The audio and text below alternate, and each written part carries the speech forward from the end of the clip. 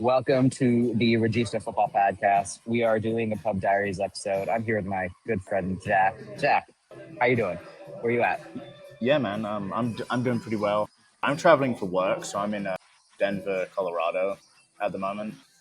Just come from watching the Liverpool Newcastle game at the kind of like official Liverpool supporters club bar here. It's called the Abbey Tavern. Really cool experience, actually. Huge turnout for the first game of the season.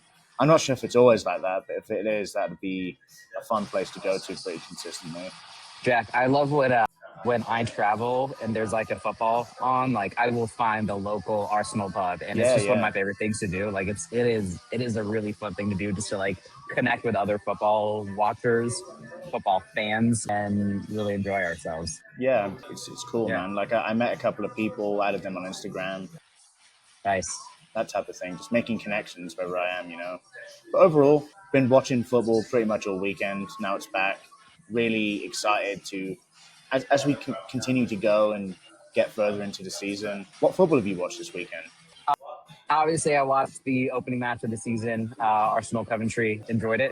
It was a good match. As you would, yeah. I watched a couple other matches. I haven't watched any of the early matches so far this week. Just kind of been not really awake for those quite yet. But I did get to watch all of Sunderland at Twitch on like Goal Zone rather than like, watching that one specifically. So watched the majority of it, watched the goals. I watched all of Tottenham, Brentford, Tottenham. That was cathartic. And then this morning I woke up and I turned on City versus Bournemouth, and it was on my laptop. I was in bed still, and I was like in and out. I saw the goal go in, and then I like fell asleep and woke up to find the result, and was quite upset about the result. Yeah, what have you been watching? I've tried to watch as much as I can. I watched the initial games. Actually, I didn't watch the 4:30 game, which was United versus Hull. Crazy result on that one, man. Like I woke up really groggy and saw the result, and I was like, I might be dreaming this. Like, this doesn't make sense to me.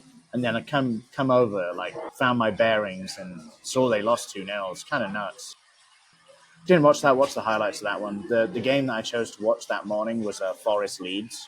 That was a bit of a dog of a game, to be honest with you. I'd say it was like very first game of the season vibes. Like, not everyone is up to peak fitness yet. It looked like it was going to end in a goalless draw until Sells basically threw the ball in his net. Kind of like a free kick from Anton Stack, who is an underrated player, by the way, Anton Stack. Yeah. Free kick. He should have saved, but he didn't save it. Kind of went into the net. 1-0 Leeds. I think they're going to be good this year, Leeds. And the game I watched after was the Brentford Spurs game. That was a surprise, man. It's funny because look at this fly, like, landing right in the middle of my head. It's taking the piss out of me, man. Like Newcastle just did. Yeah, like Brentford looked really good. And I know we've spoken about this already, but I told you how good Mamadou Sangare is going to be coming into this league. He is the perfect archetypal type of midfielder to play in the Premier League. Combative, progressive. There are several times yesterday where he played on the half turn and looked really good. The combination play for the goal that they score was excellent. He's going to be a problem, man. Like, definitely going to be a problem. Yeah, then I actually went to like a German kind of like brewery called Bierstadt, and they had the Der Klassiker on the big screen there. So I watched Bayern inevitably beat Dortmund. That was a good game, but Dortmund must feel like they cannot catch a break because Bayern are always fucking around. But yeah, that's what I watched yesterday, and today I watched a few games. I watched the Bournemouth City game. That was the game that I decided to watch. It was good until it wasn't good, and City decided to turn it on. Ryan Cherky is going to be a problem again this season, man. If they can find a way to platform him properly, I think he's going to be really good. But Gvardiol's goal as well. A centre-back has no right to score a goal like that, to be honest with you. No. I mean, Guardiola has been like a goal machine for I wouldn't say last year, but like the year before. Even at the beginning of last year before he got his injury. I feel like he's one of those players that was brought in specifically to add an additional goal threat to that team. Like, it was very tactical to bring in like that kind of player. He just kind of pulls up in places that you don't expect him to. I honestly feel like the reason Arsenal has Calafiori is because City has Guardiola. Like you have that random defender who pops up in spaces to be an additional goal threat. Like that's a part of the tactic that you have to have everyone be somewhat involved in goals. Yeah, I also think like what both of them have as like a trait is relatively close control for defenders.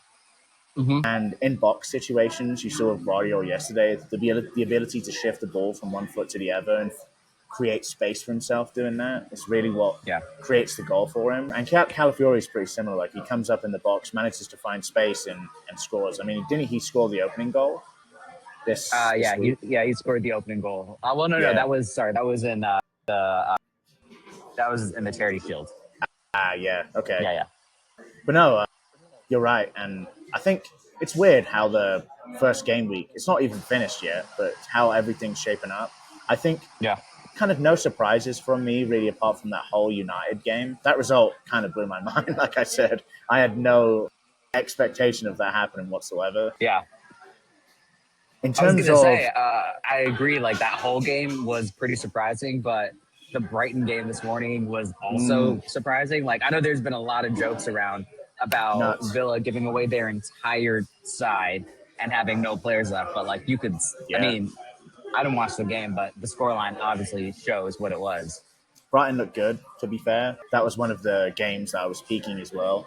I think I think when it comes to Villa, it's they got kind of caught cold early on and they conceded goals early and it kind of gave Brighton a lead to defend.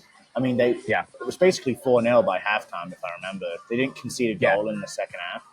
So it's kind yeah, of the type of situation where the damage is done relatively early and they don't have yeah, the depth or the impetus to try and go forward and claw it back, especially after Joao Gomez gets sent off. yeah. It's kind of like 10 men, 4-0, probably damage limitations from here as opposed to actively trying to win the game because they're not going to 4-0 down, you know? Yeah, I feel like if you concede 4 goals in the first half, if you concede 4 goals by the 32nd minute, Yeah, it's kind of hard to kind of come back from that. Obviously, like you can come back from it, but it feels like when you don't have an attacking threat that you need.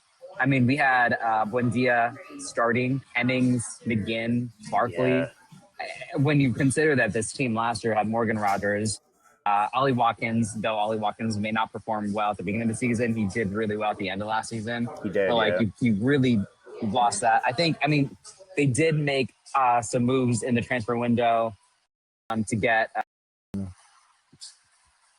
Manzambi.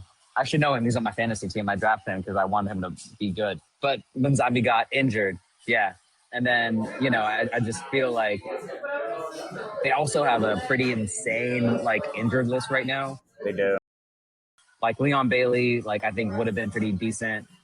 Tammy Abraham would have been decent in that game. Onana, like, would have actually maybe had some control in the midfield Yeah, for them early on.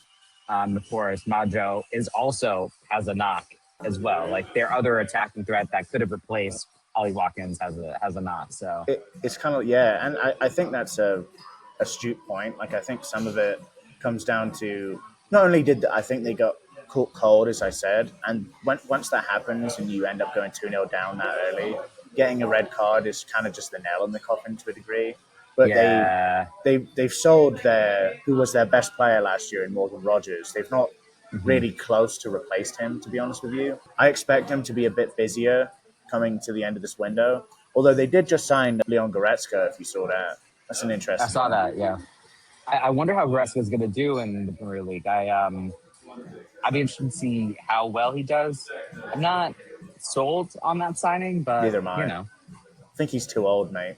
that's kind of what I felt as well. But I think sometimes like that maturity does help in certain aspects of the game. Yeah, Maybe, but like for someone who is his age, hasn't had a great season. I don't really think he shows great leadership. He refuses to take a PK in the World Cup, like when he should have probably.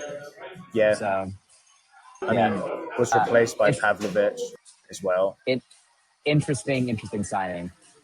Yeah, I'm curious to see how they end up going. To be honest, Villa are in an interesting place because They secured European football again. They have a lot of games, and I just don't think they have the squad depth to be able to deal with it. Yeah. But yeah, that's a big loss, really. First game of the season, losing 4-0. That loss Spurs, I think, are the standout losses for me. Game this morning, if you want to get into that. Yeah. Liverpool, they kind of lined up exactly as I expected them to. I'm still not the biggest fan of Rio Engamo on the right. I would say that. I think his instinct is to cut in on his strong foot, and he can't do that Hmm. on the right. So I think, I look at it in this way, right? So I think to a degree, I think for his player development, playing some time on the right, I think will benefit him. So I think it will make him a more well-rounded player, like going inside and outside. So I think that's good. But like the immediate eye test is telling me he wants to cut inside and cannot cut inside. So he's having to try and hit the byline. I think what Newcastle did really well against him. Not only do I think Lewis Hall is one of the best left backs in the league, but I think what Newcastle did is they understood what his dribbling one-on-one threat is and constantly doubled or tripled up against him. But no, overall, I think Liverpool fielded the correct lineup for the type of game that we had. Newcastle, kind of no surprises. Stir was actually a bit of a surprise. I know Newcastle fans are really high on him, so I'm not too surprised that he actively started the game, and he was quite good for most of it.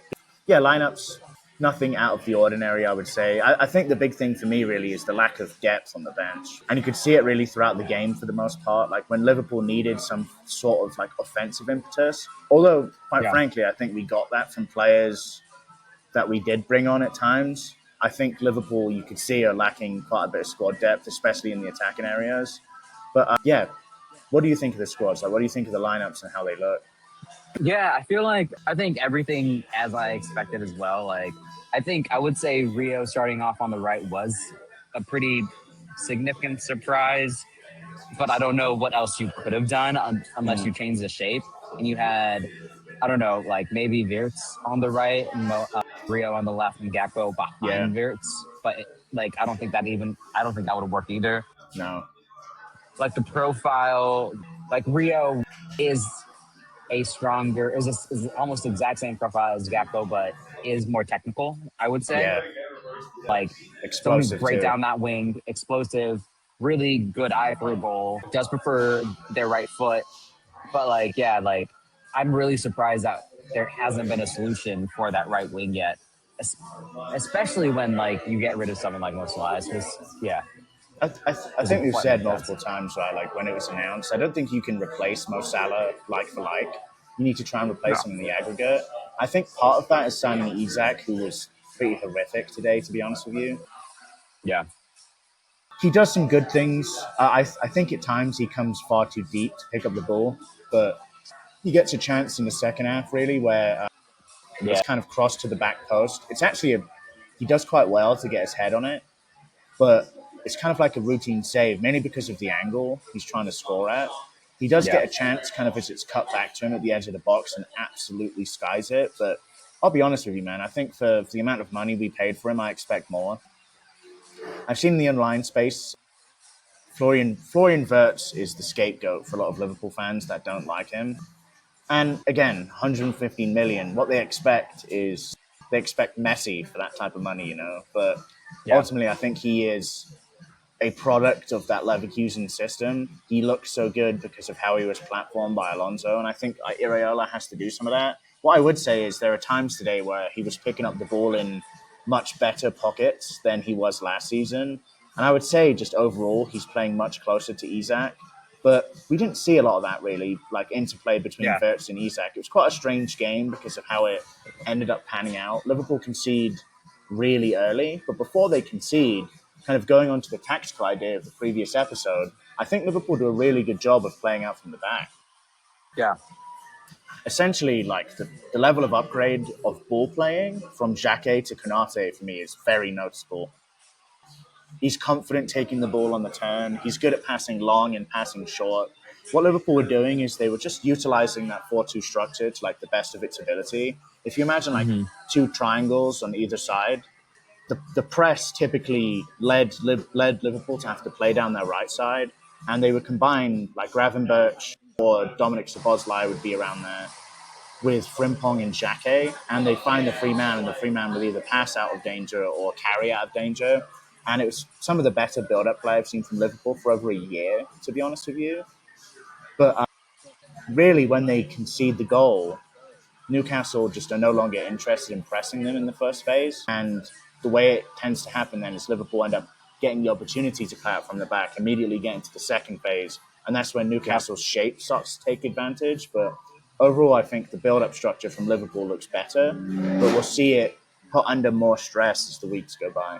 Yeah, I think, I mean, last year we talked a lot about stagnant possession versus like progressive and actual active progression. I will say during the match, because of the score line, it kind of, and because of how early the goal was, I Yeah. think it looked like stagnation. But I think a lot of it dealt with Newcastle being comfortable in conceding that because they knew that they had them on Yeah. the counter on that direct play. Like they knew that they had him, and it was proven with that. I don't know, the incredible generational run by Elanga Yeah. down that. Like, I mean, that guy was also. I don't want to like diminish this, but the weight of the pass from Osula was just Phenomenal. Yeah. perfect. Like right into his path, gave him one touch, put it to where he wanted to go. Second touch was a shot. Like it was a really well conceived and well executed counterattack. Yeah. And let's talk about that goal situation actually. The goal comes from, and I always say this about rest defense, right? There's two parts of rest defense for me.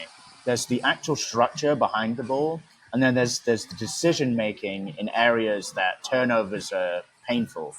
Yeah, They were both really poor for that first goal. Gravenberch just needs to fucking shoot, man. That's what he actually should do. Instead of yeah, trying to play it to the left side of the box, creates the turnover, and then Liverpool's midfield is so advanced that they can't recover. But even after that, like the amount of stuff that Newcastle have to do to generate a chance from that, and I've seen people criticize Kirkes on that goal. No, you don't. They don't understand how quick Elanga is.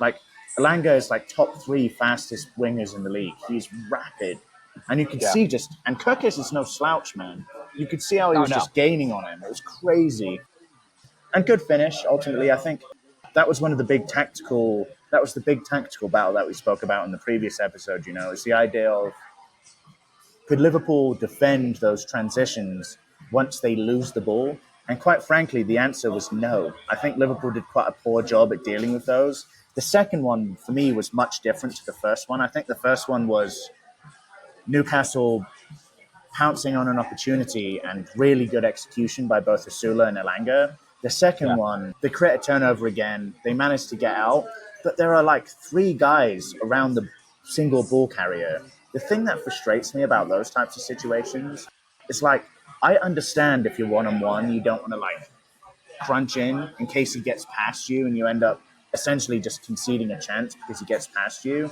But you have a numerical advantage. Just tackle the fucker. Like you're letting him run directly down the middle of the pitch. Just tackle the guy. At the very least, yeah. he gets past you and you end up stopping play for everyone to come back. But it's just so silly and an issue that I think Liverpool have struggled with for over a year now. It was like at some point I remember there were like 8 cards in that game, and I felt like everyone was scared of making that tackle. Yeah, And the result of that was you gave Will like the perfect opportunity to find that space at the edge of the box and take that shot. yeah, Yeah, I would say defensively, like we've seen where Liverpool have been a little bit unstable. yeah. Like it just seems like it's going to be something we that Liverpool and Areola has to really figure out. I like And what Iriola actually coming on to that. I like what Iriola said after the game. So like they were talking about like a defensive midfielder, like if they need a defensive midfielder. He said you don't need a defensive midfielder to recognize situations, and he said that's what I'm trying to help the players with. If yeah, Gravenberch is crashing the box and actively trying to create a goal scoring opportunity by entering the box, then Szoboszlai as the other pivot has to recognize that and hmm be behind the ball. You can't just be so attacking to where you have no structural rest defense once you Yeah. turn the ball over. It's adjusting to that situation if it's happening. And I think we're really, really poor at that. Even last season, like a bunch of times where you see players have the ability to just pick up the ball in their own box and like carry it 40 yards up the pitch. It's just the idea of recognizing the situation and acknowledging the fact that one guy is gone, so the other guy needs to be a little bit more passive. I think hopefully through some coaching that will improve. I don't think it's much of a personnel problem. I see a bunch of people complaining that Liverpool don't have a six. Name me many teams in the Premier League that have a specialist six. There aren't many of them, man. It's not about the idea of having a destroyer in midfield anymore. It's about understanding structure and space and how you defend that Yeah. structure and space with your partner. And Liverpool have done a really bad job at it over the past year. I hope it improves because that's going to be an Achilles heel for us this whole season, I think, if we don't acknowledge that. Yeah, I feel like I don't know when you watch the first game of the season, like most teams show you what they're going to be doing and what they're Yeah. playing. Like you try your plan A in that game, and like plan A looks feasible for Liverpool. Plan A for Newcastle shows everyone like you might want to you might want to not commit as many people forward as you think you want to, Yeah. just because Newcastle will break, especially early on in the game as well. When they have that momentum, when they have the legs, when they have the energy to do that. And Especially at so, home. yeah, especially at home. Like at St. James Park, like you can't commit that many people up forward. So No. I think it's really gonna help us see what it looks like for them in the next few matches as well. What do you think is gonna change with Liverpool structurally, tactically in the next couple of games?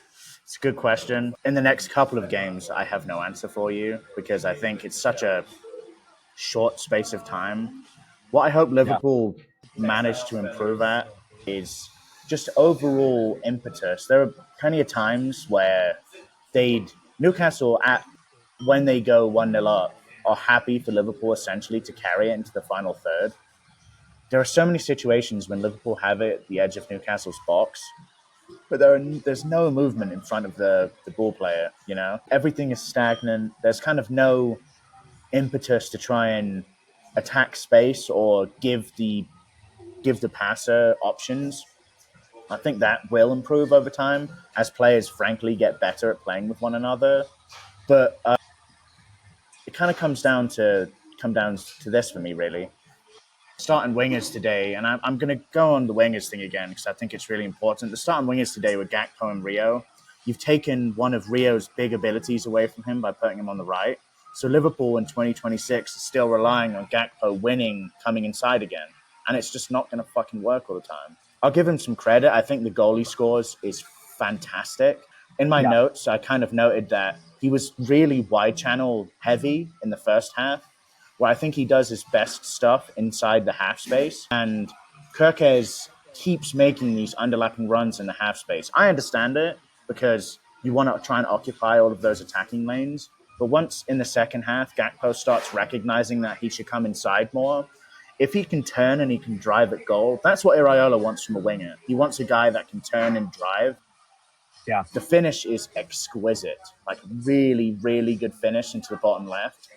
But it's like understanding where he needs to be on the pitch to make the most out of his skill set. I don't want to see him isolated on the left hand side, man. I just don't think he does his best work from there. Yeah. But overall, I'll be honest with you, I just don't want to have to be relying on Gakpo anymore. Like Liverpool need to sign wing depth. Hopefully that happens near the end of the window, and I think that will be the biggest change for the side. Liverpool have had 2 offers rebuked for Yankuba Minte. You can argue what Yankuba Minte is as a footballer. He is fucking fast and he is fucking direct, and that's ultimately what it is. Liverpool need more players like that, I think. Bradley Barcola will obviously be like that on the left-hand side. Very good at attacking space. He's not like that one-on-one dribbler everyone seems to think he is. He's a space crasher. Like, he attacks space really, really well. So I'm curious to see if they can get that across the line. That was the biggest kind of glaring thing for me. It was like, we're still relying on the same things that Arne Slot was complaining about last season. These things need to change if we want to start challenging up the league. A couple other items. I thought the subs looked good, looked sharp. When he took Wirtz off, I was a little bit surprised because I think although Wirtz rightfully got criticized at times, I think Wirtz Verts' ability to find space in pockets and turn on the ball and play the ball forward is unlike really anyone else we have in the squad. Yeah. He did that quite well in the first half. And in the second half, I think he picked up where he left off. I think we looked quite good in the first 10 minutes of that second half, although it was chaotic, man. The first 10 minutes was nuts of that second half. Yeah. Very end-to-end. And I think if you give Vert space to pass the ball into, he looks more dangerous, and he did. He was subbed off for Lewis Kumas, one of our youngsters, and I thought Kumas made a really good statement for himself, man. I think he showed a bunch of energy. He showed, again, what Iraola wants with people driving at goal. Yeah. At times where I felt Liverpool lacked the ability to increase tempo or inject tempo, he did that really well. Yeah, I do appreciate Iraola's like use of younger talent to finish out games. Like it's I think like that's a really great trait, one for a manager, and also a great use of depth. Yeah. Right. Like if you can't buy in the market, like bring someone up, bring them in to do the things, do the work that you need to do. I feel like, I feel like overall, like it became more of game management really early for both sides. Absolutely, yeah. Rather than, like as soon as Liverpool got that goal and Newcastle got their second, they went into full game management mode.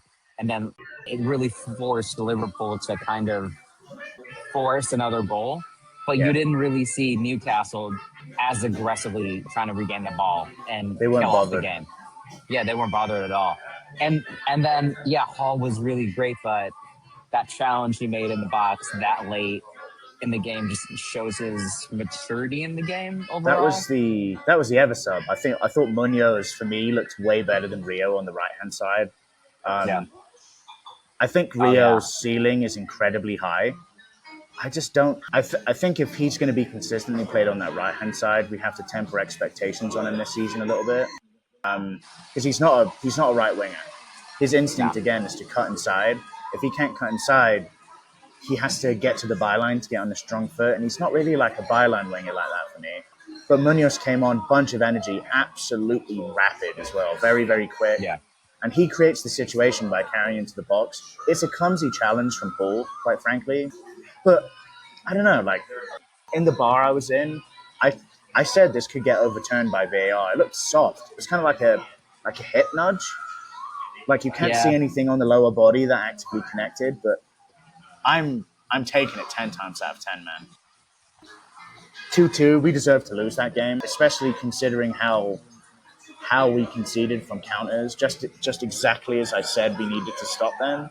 Penalty is emphatic. That penalty showed Szoboszlai's bollocks for me. Like the idea of waiting ages to take the penalty too. I was saying to people in the bar, like, he's going to fucking miss this. He's taken 45 seconds to take the penalty, and he hits it top bins with a bunch of velocity. Absolute thunder strike from the penalty spot. 2-2. No stutter step. No stutter step. Just goes for it. Just bangs it, man. That's what a pen is. Phenomenal ball striker, man. Like, and actually, I would say that's my biggest criticism of Florian Wirtz right now, is his ball striking ability. I think it just seems a bit soft. Like he's got pillows for feet. I know that sounds strange, but like, there's no like punching through the ball. It's all deft and all tech.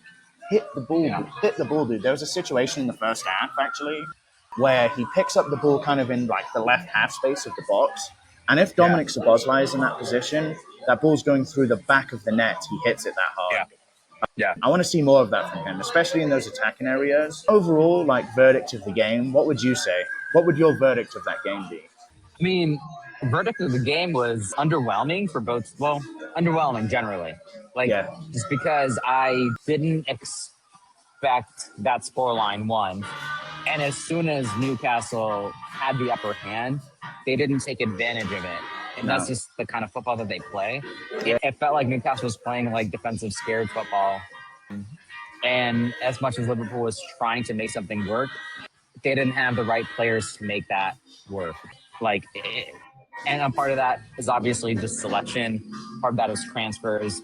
I think both teams, in different ways, have a lot of work to do in the next 7 days, 8 days, to figure out what what this season's going to look like for him. I couldn't agree more with what you just said. I think one of my biggest takeaways is Liverpool's starting 11 looks good, but I still think there's a bunch of holes throughout the squad itself Yeah. that need to be addressed. If they're not addressed, then we're going to see some more of the same.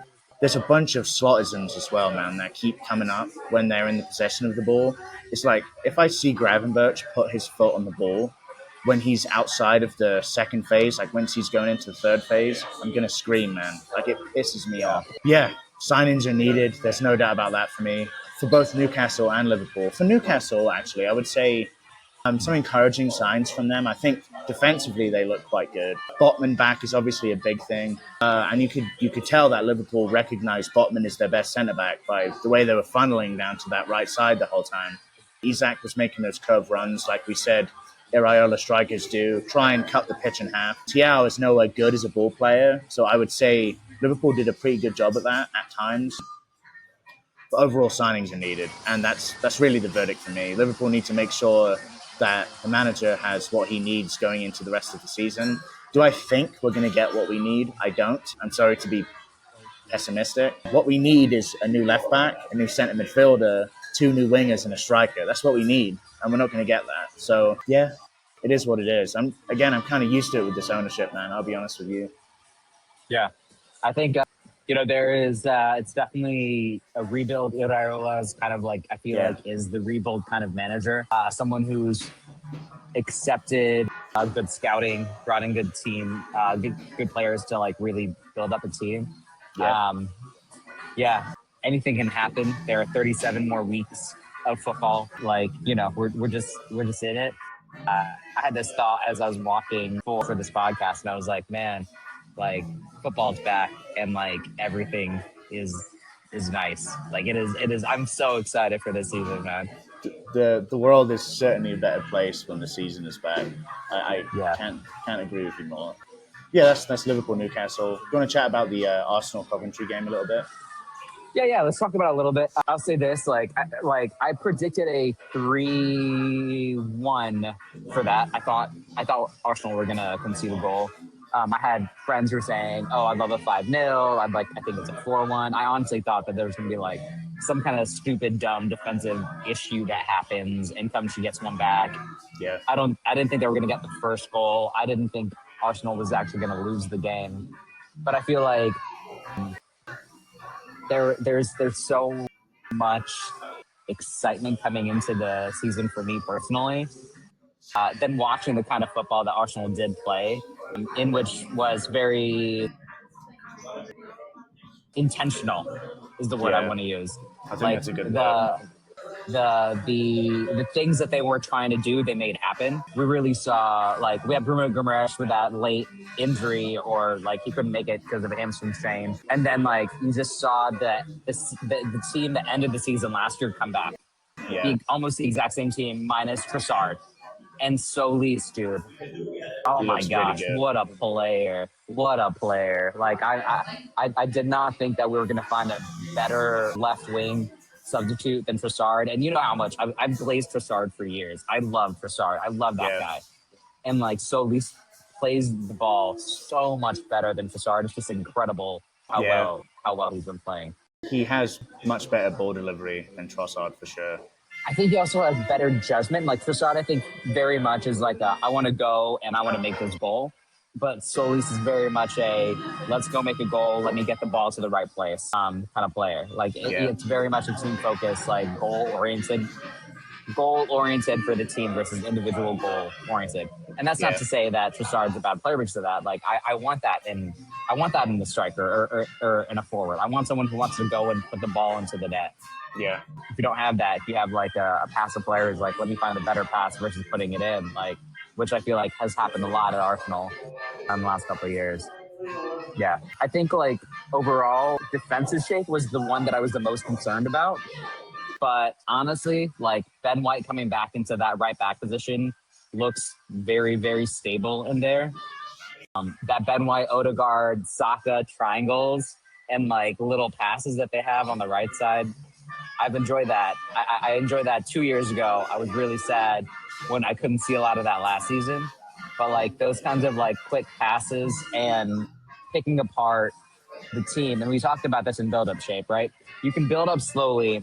You can have the ball, but like the movements that they make, the spaces that they create off the ball creates some really good negative space to get into and then can actually produce something. It's like the penetrative football that is required.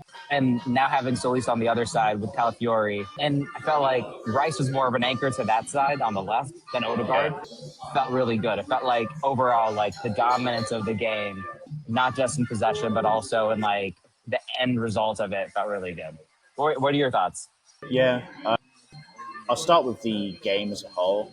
I think the display was just domination. You could see the difference in quality pretty much all over the pitch for me. Arsenal were kind of opening them up at will at times. My only criticism of Solis is he has no weak foot. And you can see it, like every single situation he cuts inside. But as long as he can make correct decisions when he does that, he's also not the type of cut inside where he wants to cut inside and carry. He wants to cut inside, create the passing angle, and try and deliver the ball. And his delivery is good. I think getting him for the money you've got him with is a diddle. To be fair, I think he plays a bit more than what you bought him for. Yeah, just domination, man. Yeah. I think a lot of that is because of the opposition, quite frankly. But I also think you can only play what you have in front of you, and I think Arsenal couldn't have looked much better on the day. Mosquera looked decent. I think he looked good backing up Saliba. I still think there's some space for a player that's better on the ball, and you'll see that with situations when you play teams that don't give you as much respect when you try and play out. So I think that will need to be addressed. I think Ben White played well, as you spoke to as well. I think Ben White is so much better at overlapping and underlapping than Timber is. So when they can make those triangles and those combinations on that right side, I think you get to see the best of what Ben White can do on that side. Saka looked dangerous. Really good close control in a bunch of situations. The thing I actually like about the way you guys play that triangle is you consistently try and use that half space runner to create cutback opportunities. And the amount of cutback opportunities that you manage to create, just either from like Odegaard getting his head up or Saka getting his head up to try and hit like ongoing runners is great. Yeah, just pure domination, man. There's really no other way I can put it. Like they couldn't touch you. In times in possession, you would just bop the ball around like a bunch of one-touch passes into midfield, back to the defense, through the lines, back to midfield. It was just kind of toying with them for a lot of the game. And I think not only did I believe it before that game, but I think Arsenal are definitely the favourites for the Premier. Yeah, going into the season, I mean, in all the years I've watched football and been a football fan and Arsenal fan, I've never had this feeling. I've never watched them going into a season after winning the Premier League, like FA Cup, other things. Like, it's fun, but like, I don't like to get ahead of myself at the beginning of any season because anything can change in football, man. Anything and everything can change in football so quickly, and that's why we like it so much. But if the team can remain healthy, and once we kind of get the injuries back with Timber and Saliba, like it's going to be really an incredible season to watch. Incredible season for Arsenal. Maybe not incredible season for most people to watch because how the timing has worked out in like cycles of build up and I guess maturity. I feel like Arsenal is very much in a very mature area to win a few, and I'm not saying that they're going to go back to back or anything. I would love it if Arsenal go back to back Premier League champion. Premier League hasn't happened since 1930. Would be amazing, like the Invincibles didn't even do it, but like if they did, that'd be really really fun. But it does feel like an exciting year of football. I had this thought, I think on Saturdays, I don't know, Friday, I don't know, man. It's been a euphoric kind of weekend for me, or I guess I should say euphoric kind of couple of months. But like, shit, this is why people who support Man City continue to support Man City no matter what. Like, you just go into the season with expectation, and going into a season with expectation is a really nice place to be. So I expect silverware this year. If there is no silverware, it'd be a disappointment, I think, especially in the cycle in which it's happened. But yeah, I think the The football has been fun. 0 goals from set pieces. It was 0.26 goal XG from set piece play. Arsenal has changed kind of like their set piece delivery. They They're have. not going in anymore. They're playing a lot of other like fun set piece tactics, which obviously they're gonna like change up because everyone's gonna expect it. But I think that's been a unique kind of change as well in the season. I actually, I really like some of those corner combinations that Arsenal play, where players kind of start in the 6 yard box and the receiver drops into the half space. It's really, really intelligent because teams are expecting you to deliver the ball, so they crowd that area. A Yeah, guy peels out and is basically free to pick up the ball in a yeah, really dangerous area of the box. Yeah, really, really good talking on that. But I think overall, I think what you're seeing is you're seeing the value of a bunch of players that have been playing together for a long period of time with with the same voice. So you're seeing players that know each other. They know exactly what's expected of one another. And I think this is different for me. It's like not only does Saka know his job, he knows where Odegaard needs to be, and he knows where Ben White needs to be, and yeah, they work in tandem based on that. It's the big value of just having a team and a squad that have been together for so long. And I think, yeah, quite frankly, you have that big advantage over absolutely everyone that's competing with you. yeah. None of these teams or none of these managers have been there for as long. It's kind of why I think you are such favorites for me. But overall, I think it should be an exciting season for Arsenal fans. A bad season for everyone else, but an exciting season for Arsenal fans.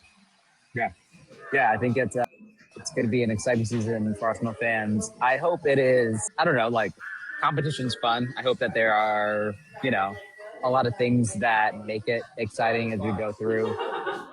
I will say having a newly promoted team as your first game of the season is very much of a confidence booster for most Yeah, any championship winning team, even if it was the team that won the league below them. I think it really was set up really well for Arsenal. But I think it's been a good game week 1 overall yeah, for I think so. for us. We have a game Lots of tomorrow too. entertainment. Yeah, lots of fun generally. I think there's only one draw during this game week, right? God, Yeah, it's kind of Newcastle nuts. Liverpool is the only draw. Everything else Yeah, has been win. I mean, even Man City coming in late in the game and getting 2 at the end of the match is just kind of like what we kind of live for in Premier League. Like you can't turn off just because you're yeah, up 1-0 against an incredible team. You can't turn off. So yeah. Cinema, yeah, bunch of good games. I think it would continue to kind of play out that way. I'm curious to see how the new managers end up adjusting to the new situations they're in. What I hope is Arsenal aren't too far before that happens, because then we're just going to have basically a runaway champion, which no one wants. I don't find that very fun. But yeah, kind of nuts. We've got Chelsea Fulham tomorrow. That should be a good game. Quite frankly, I think will be one of the challenges to Arsenal's title title challenge. yeah, Yeah, I do rate really good. Fulham. The Wobies, man. Yeah, it will be Hard Emil to Smith say. Rowe goals tomorrow. Hopefully, no, yeah, I think I agree with that absolutely. I think Chelsea's going to be in the top. They don't have Europe. They have a good manager. They have a manager who's not going to be emotional and is going to be Yeah, very discerning of what needs to happen. And he came in as a manager, not a head coach, and so he yeah, knows at what he needs. And like, I don't like to talk nice about Chelsea, but like hiring that manager for where they are right now was a really smart move yeah. in the And league. I'll say this too: it shows a degree of humility for me. Yeah, The idea to acknowledge that the few previous appointments that they did were wrong, and the approach that they were looking at the kind of head coach situation was wrong. They look at a yeah, guy who I think has the ability to be a generational manager. Like, I think he can be phenomenal, yeah, especially for the Premier League. Like, I've said this multiple times. I think his type of football is absolutely perfect for the Premier League. I mean, I hope Chelsea do despicably, quite frankly, but I don't think they will. I think they're going to be quite good. Yeah, I'm looking forward to that game tomorrow. Really good first week of the season. Not so much for me, but I kind of expected it, to be honest. St. James Park is such a tough place to go, man. Like, we don't win there emphatically a lot, so I'm not holding too much stock in this result, but I want to see things improve from the Liverpool perspective. And I know from the Arsenal perspective, you want more of the same, but get some of those injuries back and see how it looks with the full fit squad. Yeah, I want more of the same. I hope we can figure out this Martinelli saga. And if Martinelli's out, I hope we have the right person to back him up. I mean, I will say that like everything about Martinelli, I've loved since I started watching the kid. You know, I don't think he has a starting position in his team anymore. No. He solely showed that. Absolutely. And I just want the end of any person who's given their time at a club to be good. You know, I want them to go out in their own terms or in a respectable way. And I think he deserves that for what he's helped this club do. So I think for me, the big thing that I always put on Martinelli is I just don't think he's ever improved. He's the same player he was 3 years ago. And yeah.